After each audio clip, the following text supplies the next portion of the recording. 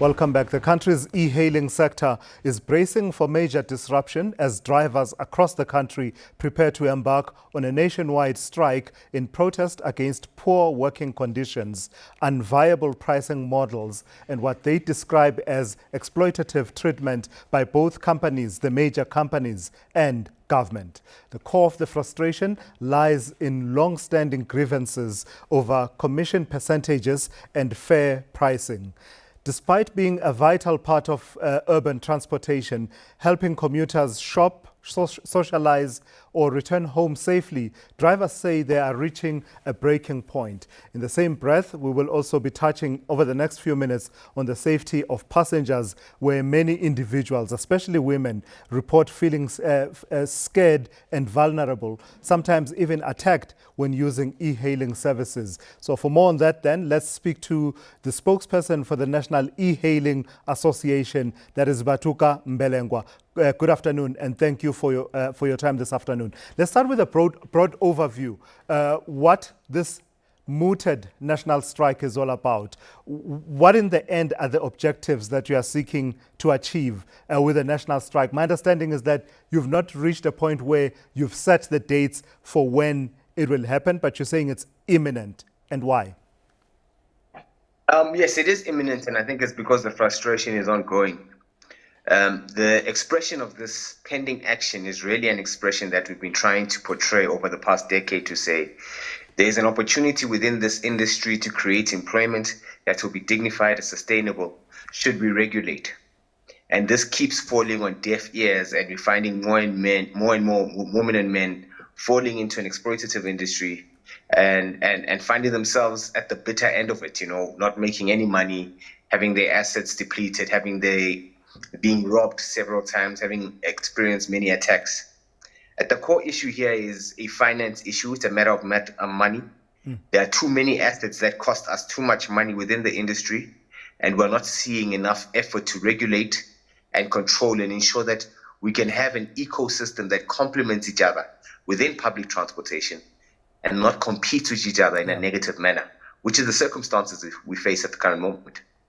So the way I understand it, one of the core issues has to do with what you are calling deactivations and decommissioning of vehicles, deactivations. What is the essence of that complaint? What are these major companies like Bolt and Uber doing that is to the detriment of your members who are in the sector?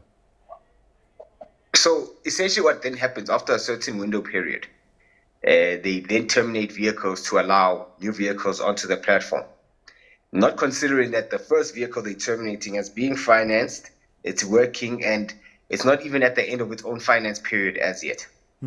They do this because we are not able to maintain our cars properly because we're not correctly paid. We're not paid at the right rate. And it's easier to get rid of us because there's so much demand for people looking for work, seeking opportunity, who are always flooding the e-hailing sector. What we need is e-hailing companies to embrace a working relationship with the driving community and truly commit to establishing a working and a form of partnership, because together we can protect society, together we can protect the industry, together we can ensure that the participants in this industry are dignified, they can go home and feed their families, and we can't keep dancing in the streets like this for 10 years in democratic South Africa with no intervention. When you talk about the pricing model and the fair model, just help us have an appreciation of what exactly are we talking about. So perhaps those of us who are able to can do a quick computation of the sustainability or otherwise, and perhaps you could even link it to the costs that are involved in putting a vehicle on these routes and operating as an e-hailing driver. Look, you're looking at a minimum investment on a vehicle of about 300,000 Rand. With some training and other compliance and certain licensing that is needed. What then becomes the problem is that, and we propose this in our regulation recommendation, is that we need a price determining instrument so that pricing within sector cannot undermine each other. Bolt and Uber cannot continue to be the dominance and undercut each other only, not allowing for new entrants to participate. Now, in the event or in the circumstance where we've got new entrants who want to compete, they cannot emerge because the pricing remains far too low, and it's being kept that way. And what is then further being done is that it's being saturated with more and more vehicles. That's resulting in drivers sitting idle for like 5 hours, not getting any work. Vhatuka, this is the problem we're faced with. I've got to leave it there. Thank you for your time this afternoon. That's Vhatuka Mbelengwa.